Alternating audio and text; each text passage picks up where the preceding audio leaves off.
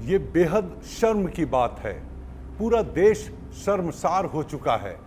अखबार के पन्नों को अगर आप खोलें तो सिर्फ उसी बात की चर्चा है। सोशल मीडिया प्लेटफॉर्म पर जाएं तो उसी बात को लोग चर्चा कर रहे हैं कि आखिर ऐसा क्यों हो रहा है। दरअसल ये सब कुछ मणिपुर की उस घटना को लेकर हो रहा है जो देर शाम से एक वीडियो वायरल हुआ है सोशल मीडिया पर कि दो युवतियों को निर्वस्त्र करके लोग, समाज के लोग, हमारे ही समाज के लोग घुमा रहे हैं। और ये शर्मसार करने वाली तस्वीर और ये वीडियो हमें वाकई शर्मसार करते हैं कि हमारा देश और उसकी निगाहें शर्म से झुक गई हैं। नमस्कार, मैं हूं आपके साथ ब्रजेश राय।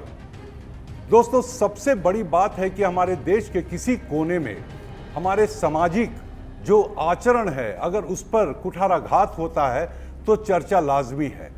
और एक बड़ा सवाल यह भी उठता है कि आखिर प्रधानमंत्री मोदी और उनके चाणक्य कहे जाने वाले अमित शाह इतने चुप और इतने खामोश पिछले 3 महीने से क्यों रहे। हालांकि प्रधानमंत्री मोदी ने आज जरूर पहली बार इस मुद्दे पर यह कहा है कि दोषियों को बख्शा नहीं जाएगा, जो होगा उनकी शिनाख्त की जाएगी और उन्हें कड़ी सजा दी जाएगी।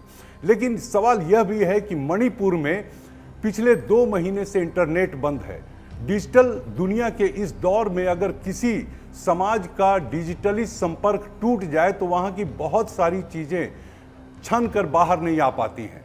लेकिन दूसरी बात है कि इसमें कोई शक नहीं है कि जिस तरीके से वहाँ हत्याओं का दौर जारी है और जिस तरीके से आगजनी की घटनाएं हैं और जिस तरीके से मैतेई और कुकी समाज एक दूसरे के आमने सामने जूझ रहे हैं, तो केंद्र की एक बड़ी जिम्मेवारी बनती है और वहां के मुख्यमंत्री की भी जिम्मेवारी बनती है कि वो मणिपुर को शांत और एक अच्छे माहौल को देने की कोशिश करें। दरअसल ये सारा कुछ माजरा जो हुआ वो इसलिए हुआ कि मैतेई समाज को एसटी के दर्जा देने की सिफारिश की गई और उसके बाद से ये आंदोलन वहां भड़क गया। यहाँ पर भारतीय जुडिशरी सिस्टम के कॉलेजियम सिस्टम पर भी एक बड़ा सवाल है।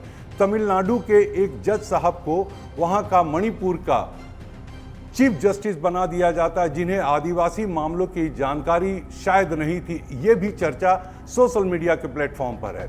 लेकिन मैं ये कहना चाहूँगा, कई सवाल यहाँ पर उभर कर सामने आ रहे हैं कि आखिर ऐसे हालात पैदा क्यों हुए।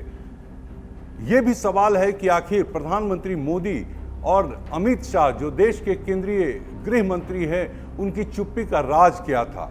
वोट बैंक की राजनीति क्या इतनी बड़ी हो गई है कि अगर हिंसा में कोई प्रदेश झुलस रहा हो तो उसकी तरफ देखा ना जाए। ऐसे कई सवाल हैं और इसके साथ ही यह भी बातें उठकर सामने आती हैं कि कुल मिलाकर के मणिपुर के हालात आखिर कब सुधरेंगे। झारखंड में भी कुर्मियों को एसटी के दर्जा दिए जाने की मांग जोर शोर से चल रही है।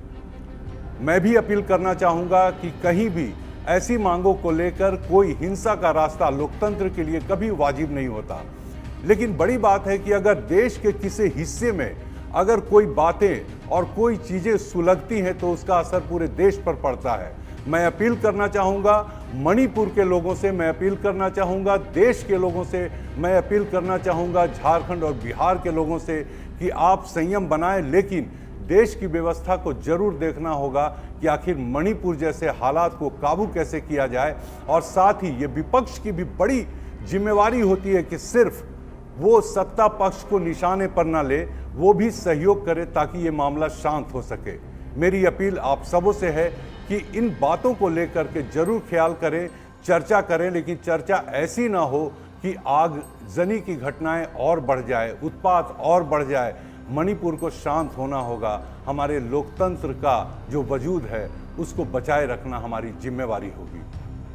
दोस्तों, आज के लिए इतना ही, लेकिन ऐसी खबरों पर हम नज़र बनाए रखेंगे और आप भी इससे अछूता नहीं रहिएगा।